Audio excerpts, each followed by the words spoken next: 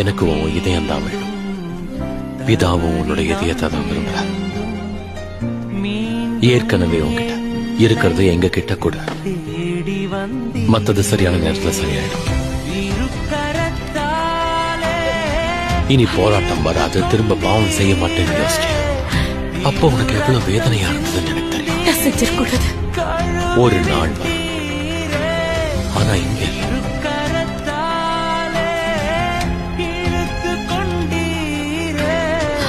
என்ன மன்னிச்சிருக்க. நிமிர்ந்து பாரு. என்னால முடியல.